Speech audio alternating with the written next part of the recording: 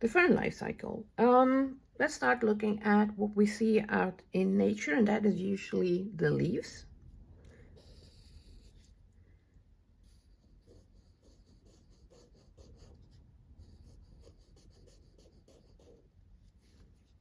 What we're looking at here is the diploid phase of the life cycle.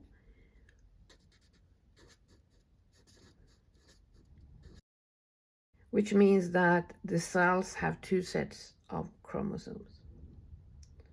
And what we're looking at here is the sporophyte.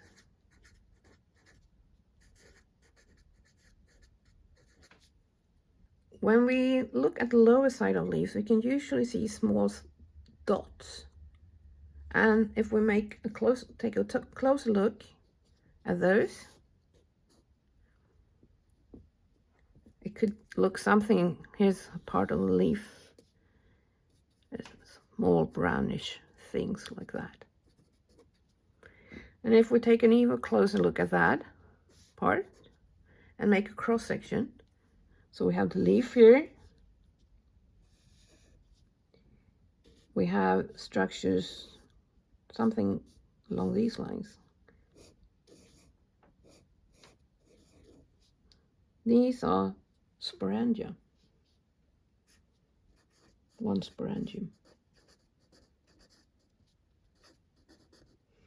Everything here up to now is diploid.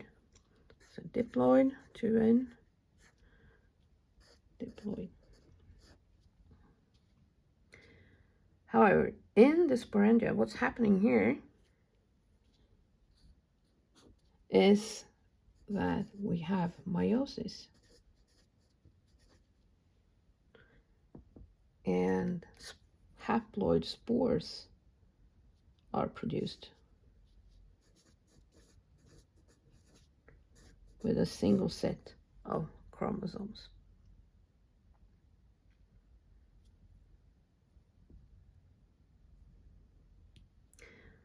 We take a little bit closer look at the sporangium.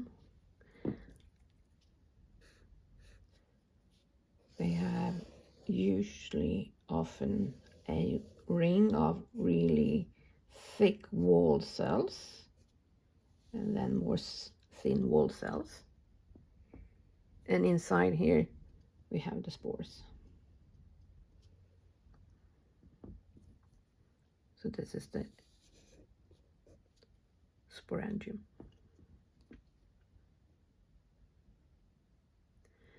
What happens when the spores are mature is that this sporangium opens up.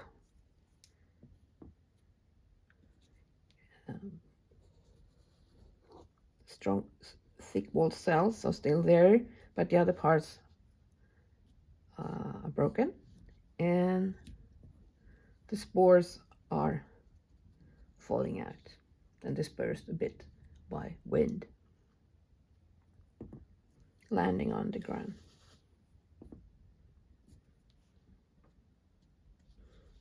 So we have the spores falling down. This spore, take one of them, grows into what's called a gametophyte. We have the ground, and then we have a gametophyte, and it's often drawn as a heart because it's kind of similar, often, to a heart-shaped. This is the gametophyte, the haploid phase, haploid generation, with a single set of chromosomes.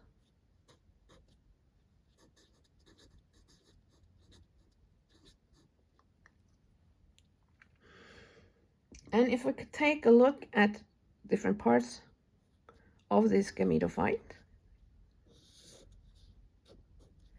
we will find archegonia and antheridia. So we have this urn or flask-shaped archegonia with egg cells, archegonium, with egg,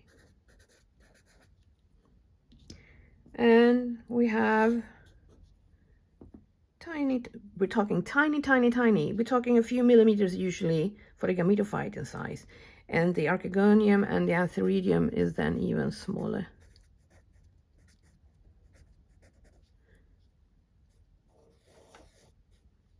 And in here we have sperm cells.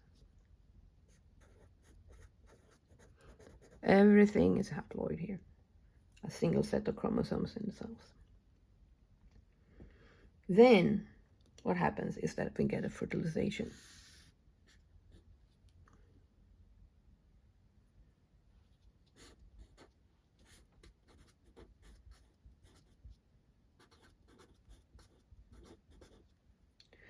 And often in textbooks, the life cycle is drawn as if the sperm and the egg from the same gametophyte is joined together into infertilization.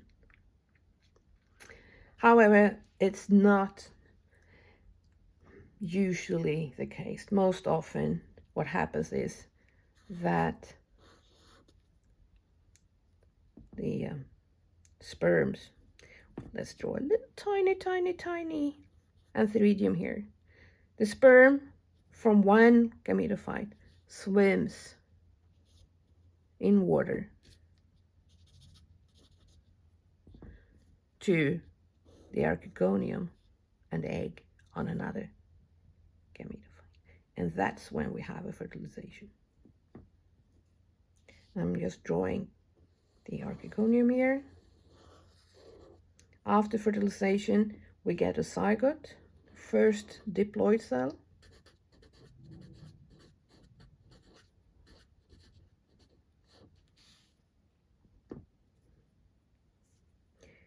And that will have cell division, and we get a multicellular structure, which is then the embryo, also diploid. So this is the zygote. We are still on this tiny there gametophyte on the ground. And then the next step is that this embryo starts growing, and up comes a new leaf and a new then diploid sporophyte. So what we're seeing here is a free living sporophyte, diploid, and we get meiosis and we get haploid spores. They fall down on the ground, and we have free living gametophytes that are haploid. We get a fertilization, we get a zygote, we get an embryo, it starts growing. And very soon, usually after the embryo starts growing, becoming a sporophyte, the gametophyte dies off. So we usually say that we have 2 free living generations, and that differs from the mosses, where the sporophyte is living on top of the gametophyte. So here we see a huge difference from the moss life cycle, with the 2 free living generations, and also that what we actually see when we're out is the sporophyte. These are really difficult to see in nature. So for ferns, we see the diploid sporophyte, whereas in the mosses, we see the haploid green gametophyte. But overall, we have the same kind of structures in the cycle, in the fern cycle, life cycle, and in the moss life.